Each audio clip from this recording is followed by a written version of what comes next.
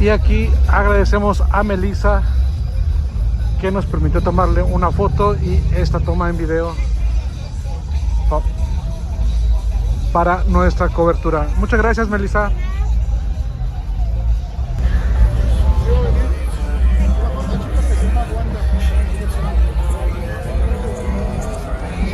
Y nuevamente Andrea Colín presente aquí en el 7º Fotofest.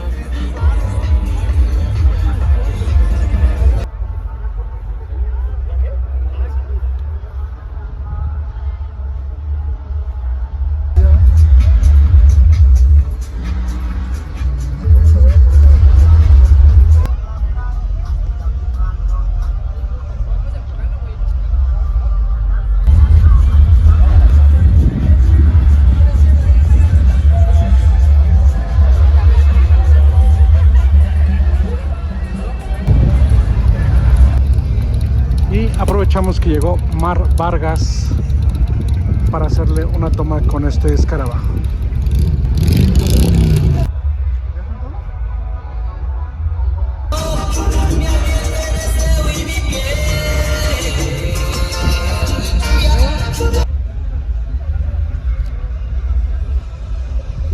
A ver, Pequete. Fíjate que tenemos.